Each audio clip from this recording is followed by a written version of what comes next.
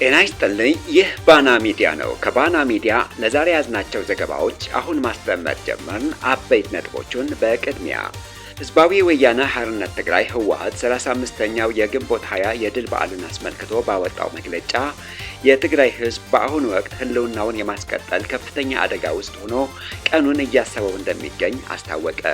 ከምዕራብ እስከ ምስራቅ ትግራይ በብልጽግና ሰራዊት መከበቡን አስታውቋል። በቀዳሚነት ወደ እናንተ ይደርሳል። ከአደባባይ የጠፉት የቀድሞው የትግራይ ጊዜያዊ አስተዳደር ፕሬዝዳንት ሌተናል ጄኔራል ታደሰ ወረደ በመቀለ ከተማ በቁም እስረኝነት እንደሚገኙ ተገለጸ።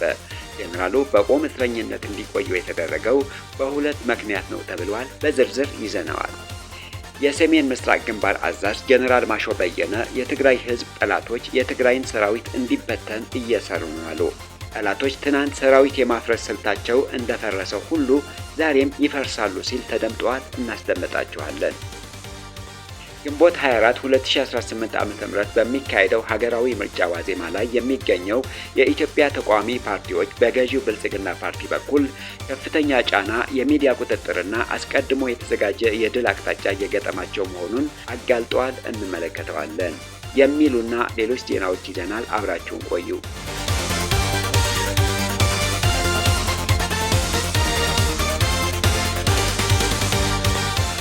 ህዝባዊ ወያነ ሓርነት ትግራይ ህወሓት 35ኛው የግንቦት 20 የድል በዓልን አስመልክቶ ባወጣው መግለጫ የትግራይ ህዝብ በአሁኑ ወቅት ህልውናውን የማስቀጠል ከፍተኛ አደጋ ውስጥ ሆኖ ቀኑን እያሰበው እንደሚገኝ አስታወቀ። ድርጅቱ ህዝቡ ከፊት የተጋረጠውን ታሪካዊ ስጋት ለመመከትና መብቶቹን ለማስከበር ትግሉን በይበልጥ እንዲያጠናክር ጥሪ አቅርበዋል። ህወሓት ባወጣው መግለጫ እንዳብራራው ግንቦት 20 የትግራይ ህዝብ ለብሔራዊ እኩልነትና ለባህል ማንነቱ ሲል ለ17 ዓመታት ያካሄደውን መራራ ፖለቲካዊና ወታደራዊ ተጋድሎ በድል ያጠናቀቀበት፣ ከፍተኛ መስዋዕትነትን የተከፈለበትና የደርግን ስርዓት የገረሰሰበት ታሪካዊ ዕለት ነው። ሆኖም ዘንድሮ ይህ ታሪካዊ የድል በዓል የሚታወሰው ታሪካዊ ስኬቶችን ከመዘከር ባለፈ በትግራይ ህዝብ ላይ ካለው ወቅታዊና እጅግ አሳሳቢ የህልውና አደጋ አንጻር መሆኑን ድርጅቱ አሳስበዋል። በትውልዶች መስዋዕትነት ተከብሮ የቆየው የትግራይ መሬት 40 በመቶ የሚሆነው በአሁኑ ወቅት በወራሪዎች ኃይሎች እጅ እንደሚገኝ የጠቀሰው መግለጫው ህዝቡ በማንነቱ ምክንያት በገዛ መሬቱ ላይ እየተገደለ እየተሰቃየና እየተባረረ እንደሚገኝ አስታውቀዋል። ከዚህም በተጨማሪ በሚሊዮን የሚቆጠሩ ዜጎች ከቀያቸው ተፈናቅለው በሀገር ውስጥና በውጭ መጠለያዎች ውስጥ በበሽታና በረሃብ እየረገፉ መሆኑንና ትግራይን በክልከላና ከበባ ለማክሰም የታቀደ ስራ እየተሰራ እንደሚገኝ ድርጅቱ በጽኑ ከሷል። አያይዞም ከምዕራብ እስከ ምስራቅ ትግራይ የብልጽግና ሰራዊት ከበባ አድርገው እንደ ህዝብ በመቀጠልና አለመቀጠል ጥያቄ ውስጥ በተገባበት ወቅት ላይ እንደሚገኝ ገልጸዋል። ህወሓት በታሪኩ የደርግን ግዙፍ ሰራዊትና ዘመናዊ ታንኮች በማሸነፍ ረገድም ሆነ በቅርቡ የተከፈተበትን የጄኖሳይድ ጦርነት ተቋቁሞ ህልውናውን ለማስቀጠል ያስቻለው ዋና ሚስጥር ጽኑ ህዝባዊ ዓላማ፣ አንድነትና ጠንካራ አደረጃጀት መሆኑን አስታውሷል። በመሆኑም አሁን ካጋጠመው የህልውና አደጋ ለመውጣት ሉዓላዊነቱ ለማስከበርና የራስን ዕድል በራስ የመወሰን መብቱን ሙሉ በሙሉ ለማረጋገጥ የትግራይን ህዝብ የእነዚህን የድል ሚስጥሮችን በመያዝ ትግሉን እንዲያጠናክርና በዚህ ታሪካዊ ዕለት ቃሉን እንዲያድስ ህወሓት በመግለጫው ጥሪውን አስተላልፏል።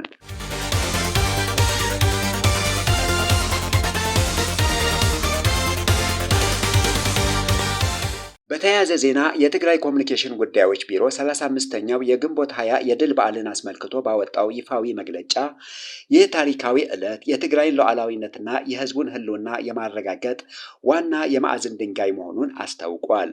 ቢሮው በአገር ውስጥና በውጭ አገር ለሚኖሩ የትግራይ ተወላጆች እንዲሁም ለትግራይ ህዝብ ትግል ወዳጆች በሙሉ የእንኳን አደረሳችሁ መልካም ምኞቱን ገልጸዋል።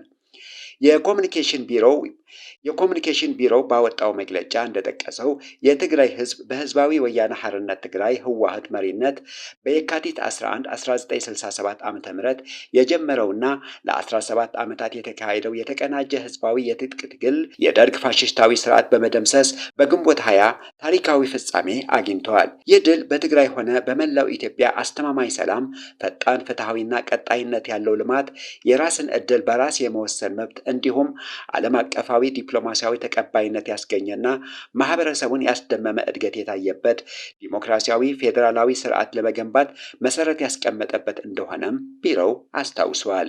ይሁን እንጂ በግንቦት 20 ድል የተጀመረው አዲስ የህዳሴ ምዕራፍና በሀገሪቱ የተገነባ የነበረው ህገ መንግስታዊና ፌዴራላዊ ስርዓት በአሁኑ ወቅት በስልጣን ላይ ባለው አምባገነናዊ የብልጽግና ስርዓት እንዲፈርስ መደረጉን መግለጫው በጽኑ ወቅሰዋል። የትግራይ ኮሚኒኬሽን ቢሮ የፕሪቶሪያ ውል ከተፈረመ በኋላ ለመጀመሪያ ጊዜ ብልጽግናን አምባገነናዊ ስርዓት ሲል ጠርቶታል። ቢሮው አብይን ወደ ስልጣን ያመጡት የህወሓት አመራሮች መሆናቸውና የግንቦት 20 ድሎች ወደ ውድቀት የቀየሩት በስልጣንና በጥቅም የተጠላለፉ የህወሓት መሪዎች መሆናቸውን ግን አላነሳም። በአብይ አህመድ አገዛዝ ህገ መንግስታዊና ፌዴራላዊ ስርዓቱን በገነባው የትግራይ ህዝብና መንግስት ላይ የዘር ማጥፋት ጄኖሳይድ ወንጀል፣ እገዳና ከበባ በመጣል ከፍተኛ ግፍ እየተፈጸመ እንደሚገኝ የጠቆመው ቢሮው የትግራይ ህዝብ ዛሬም እንደ ትናንቱ ከምንጊዜውም በላይ አንድነቱን በማጠናከርና ከትግራይ መንግስት ጎን በመሰለፍ የተጋረጠበትን ብሔራዊ አደጋ መመከት እንዳለበት አሳስበዋል። የትግራይ ህዝብ 35ኛው የግንቦት 20 በዓል ሲያከብር የነበሩትን ድሎች አጥብቆ በመያዝ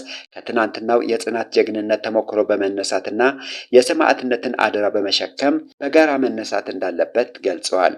ከዚህ በፊት የትግራይ ወጣት በርካታ መስዋዕትነት ከፍለው ያመጡትን ድል ከንቱ ያደረጉ መሪዎችን ወደ ስልጣን መልሶ አምጥተው የተለየ ስትራቴጂ ሳያስቀምጡ አሁንም በእውር ድንበር አካሄድ በጋራ እንነሳ ሲሉ ቢሮው አስታውቀዋል። በአሁኑ ወቅት በወራሪ ኃይሎች እጅ የሚገኘው የትግራይ ህዝብና ህገ መንግስታዊ ሉዓላዊነት ነፃ ለማውጣት የተፈናቀሉ የተሰደዱ ዜጎች ወደ ቀደመ ቀያቸው ለመመለስ እንዲሁም የራስን ዕድል በራስ የመወሰን መብት ለማረጋገጥ ወደ ቦታው በተመለሰው የትግራይ ብሔራዊ ክልላዊ መንግስት ዙሪያ በመሰለፍ በሚደረጉ ሁለንተናዊ ትግል ህዝቡ አንድነቱንና ክንዱን እንዲያስተባብር ጥሪ ቀርበዋል።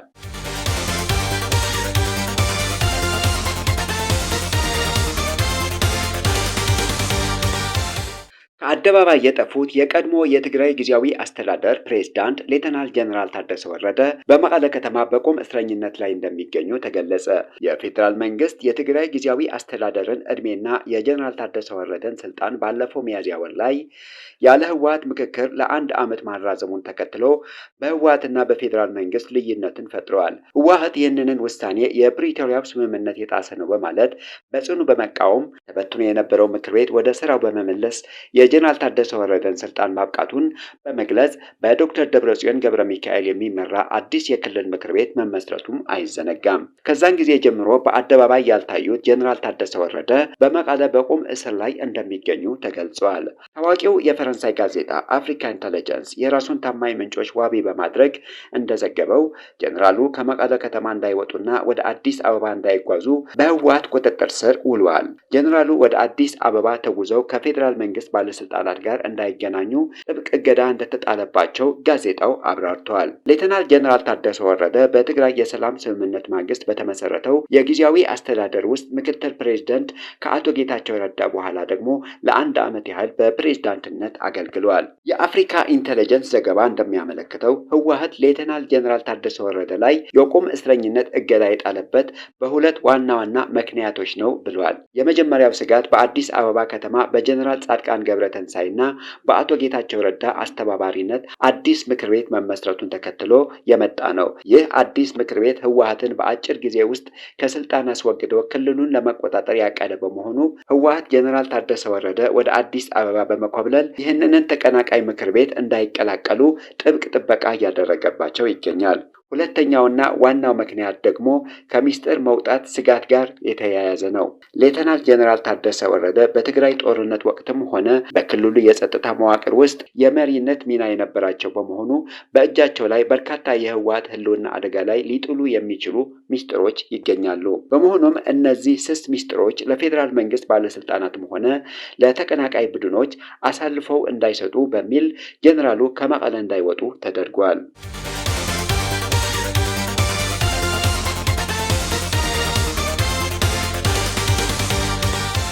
የደርግን ስርዓት በመጣል ህዝባዊ መንግስት ለመመስረት የተቻለው የትግራይ ሰራዊት ቁጥሩ አነስተኛና ከጠላት ኃይል ጋር የማይመጣጠን ቢሆንም የወታደራዊ ሳይንስ ዲሲፕሊን የተላበሰ ህዝቡን ያስቀደመና ፈተናዎች በጽናት የሚያልፍ በመሆኑ እንደነበር የሰራዊቱ ከፍተኛ አመራር ገለጹ። ይህ የተገለጸው ግንቦት 20 የሉዓላዊነታችን መረጋገጫ ምሰሶ ነው በሚል መሪ ቃል የመቀለ ከተማ አስተዳደር፣ የትግራይ ታጋዮች ማህበር የመቀለ ቅርንጫፍ፣ የሰሜን ምስራቅ ግንባር 22ኛው አርሚ በጋራ ባዘጋጁት የ35ኛው ዓመት የግንቦት 20 የድል በዓልን የውይይት መድረክ ላይ ነው። የሰሜን ምስራቅ ግንባር አዛዥ ጀነራል ማሾ በየነ የትግራይ ህዝብ የትግል ጉዞ እስከ 1983 ዓ.ም በሚል ባቀረቡት የመወያያ ጽሑፍ በትግሉ ወቅት የነበሩ ትክክለኛ ዓላማና ስትራቴጂካዊ አመራር እንዲሁም የህዝቡ አቅም ለድል ትልቁ ጉልበት እንደነበርም አስረድተዋል። በትግሉ ወቅት የነበሩ ውስጣዊና ውጫዊ ፈተናዎችን የዳሰሱት ጀነራል ማሾ በወቅቱ ነጭ ለባሽ በመባል የሚታወቁና ለጠላት ያደሩ አካላት በህዝቡ መካከል በመግባት ችግር ይፈጥሩ እንደነበርና በህዝቡና በሰራዊቱ ጥንካሬ እንደተመቱ አስታውሰዋል።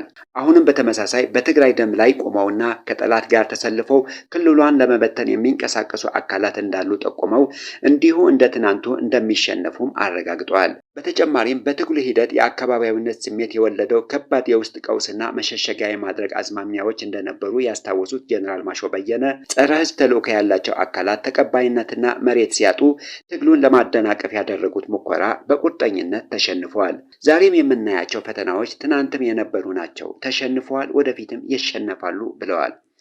ጀነራሉ አክለውም በሰማንያዎቹ የትግራይ ነጻ መውጣትን ተከትሎ ሰራዊቱ ይፍረስ፣ ለምን ትዋጋለህ? የትግራይ ነጻ መውጣት ከበቃ ሌሎች የራሳቸው አካባቢዎች ነጻ ያውጡ የሚሉና ይህንን የተቀበሉ ጥቂት የማይባሉ ወገኖች በመኖራቸው ትልቅ አደጋ ላይ ተደቅኖ እንደነበር አስታውሰዋል። ሆኖም ግን ከህዝብ ጋር በመወያየት ወደ ትክክለኛው መስመር መመለስ እንደተቻለ ጠቁመው አሁንም ቢሆን ለምን ብለህ ትዋጋለህ? ከሰራዊቱ ውጣ የሚሉ አዝማሚያዎች አሉ ብለዋል። የትግራይ ጠላቶች ክልሏን ህዝቧን ለመበታተን ቢጥሩም ትናንት ሰራዊት የማፍረስ ስልታቸው እንደፈረሰው ሁሉ ዛሬም ይፈርሳል፣ ሰራዊታችን ይጠነክራል ሲሉም አስገንዝበዋል።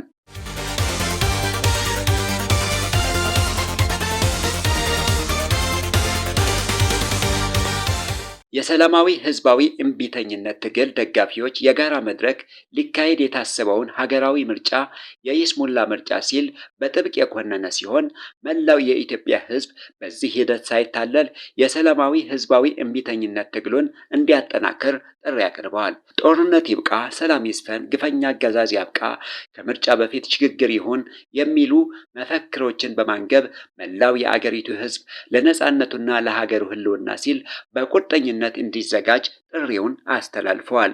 መድረኩ ባወጣው ይፋዊ መግለጫ እንዳመለከተው ሀገሪቱ በአሁኑ ወቅት ካለችበት እጅግ አስከፊ የፖለቲካና የደህንነት ቀውስ አንጻር ምርጫ ማካሄድ ሀገሪቱ ወደ ባሰ የህልውና አደጋና የእርስ በርስ መናቆር ውስጥ የሚከት ነው። ይህ አሁን የታቀደው ምርጫ በነጻነትና በዲሞክራሲያዊ መንገድ ሊካሄድ ቀርቶ ይባስ ብሎ ሀገሪቱን ወደ ከፋ የፖለቲካ ማዕበል ውስጥ እንደሚከታት መድረኩ በሰነዱ ላይ በሰፊው አስታውቀዋል። ምርጫው በሰላማዊ ሁኔታ የማይካሄድ መሆኑን በርካታ የሀገሪቱ ክፍሎችና ነዋሪዎች ከፖለቲካ ውክልና ውጪ እንዲሆኑ የሚያደርግ ሲሆን ዓለም አቀፍ መርሆችን ሆነ የሀገሪቱ ህገ መንግስታዊ ስርዓት ያልተከተለ በመሆኑ የሰላማዊ ትግል ተስፋን በማጨለም ብቸኛው አማራጭ የኃይል መንገድ ብቻ እንደሆነ እንዲታሰብ ያደርጋል። በተጨማሪም በ2007 ዓ.ም የተካሄደው ምርጫ ገዢው ፓርቲ 100% ማሸነፉን ካወጀ ከ6 ወራት በኋላ ሀገሪቱ ወደ ከፍተኛ ብጥብጥ እንዳመራት ያስታወሰው መግለጫው አሁንም ያ የታሪክ ስህተት በባሰ መልኩ ሊደገም እንደሚችል አስጠንቅቋል። በጠቅላይ ሚኒስትር አብይ አህመድ የሚመራው መንግስት በምርጫው ውጤት ስም ህጋዊነትን አግኝቻለሁ ለማለት የሚሄድበትን አምባገነናዊ እርምጃ አሁን ያሉትን የውስጥ ጥረቶች አጠናክሮ በመቀጠል ማህበራዊ ቀውሱን እንደሚያባብሰው መድረኩ በጽኑ አውግዟል። ይህ የውስጥ ቀውስ እየጠነከረ ሲሄድ ደግሞ የውጭ ኃይሎች በሀገሪቱ ውስጥ ጉዳይ ጣልቃ እንዲገቡና በቀይ ባህር አካባቢ ያለውን የጂኦፖለቲካ ፍጥጫ ይበልጥ እንደሚያፋፍመው አስረድቷል። የጋራ መድረኩ አሁንም ካለው የህልውና አደጋ ለመውጣትና የህዝብን ደህንነት ለመጠበቅ ብቸኛው መፍትሄ ሁሉን አቀፍ የሆነ የሽግግር መንግስት ማቋቋም መሆኑን አስምረውበታል። ህዝቡ ይህንን ስርዓት በንቃት በመቃወም ከምርጫ በፊት ሆነ በኋላ ስልጣን ላይ የሚቀጥለው አካል ህጋዊ ቅቡልነት የሌለው መሆኑን በተግባር እንደሚያሳይ የፖለቲካ ድርጅቶችና የሲቪል ማህበራትም ለውጥ ለማምጣት በተባበረ ክንድ እንዲቆሙ ጥሪ አቅርበዋል። የመከላከያና የጸጥታ አካላትም በህገ መንግስቱ የተጣለባቸው የሀገር ሉዓላዊነት የመጠበቅ ኃላፊነት እንዲወጡና በህዝባቸው ላይ የኃይል እርምጃ ከመውሰድ እንዲቆጠቡ መድረኩ አሳስቧል።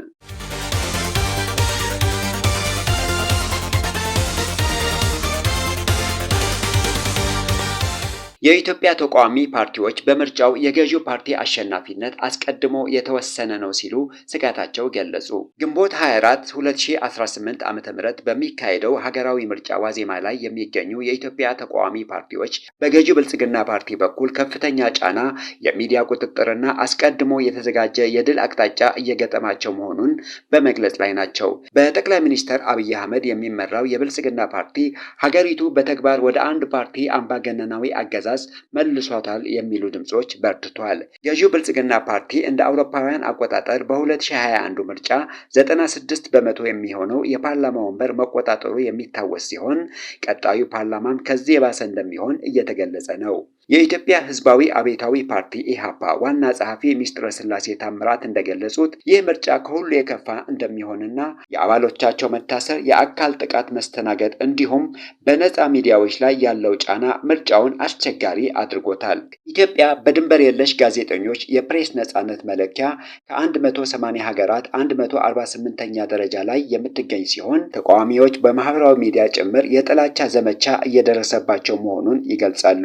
የ11 ተቃዋሚ ፓርቲዎች ጥምረት ሰብሳቢ የሆኑት ፕሮፌሰር መራራ ጉዲና በበኩላቸው በእነዚህ ሁኔታዎች ምርጫ ማካሄድ መንግስት በየ5 ዓመቱ በህዝብ ይመርጣል የሚለውን ለዓለም አቀፍ ማህበረሰብ ለማሳየት የሚደረግ ስነ ስርዓት ነው ሲሉ ተችተዋል። በአፍሪካ በህዝብ ብዛት ሁለተኛ በሆነችውና 130 ሚሊዮን ገደማ ህዝብ ባላት ኢትዮጵያ ከ1991 የደርግ ውድቀት ማግስት ጀምሮ የተካሄዱ ምርጫዎች በሙሉ በገዢው ፓርቲ ከፍተኛ አሸናፊነት የተሞሉ ነበሩ። በዚህኛው ምርጫ ብልጽግና ፓርቲ ከ547 የምርጫ ክልሎች ውስጥ በ64ቱ ያለምንም ተፎካካሪ ብቻውን እየተወዳደረ ይገኛል። በተመሳሳይ በትግራይ ጦርነት ምክንያት አሁንም ከፍተኛ ውጥረትና የህዝብ መፈናቀል ባለበት የትግራይ ክልል በዚህ ምርጫ ድምጽ የማይሰጥ ሲሆን በዘንድሮ ምርጫ ብዙ ተወዳዳሪዎች አቅርበዋል የሚባለውና ከአብይ አህመድ የተለየ አቋም የሌለው የኢትዮጵያ ዜጎች ለማህበራዊ ፍትህ ኢዜማ እንኳ የተወዳደረው በ293 ወንበሮች ላይ ብቻ ነው።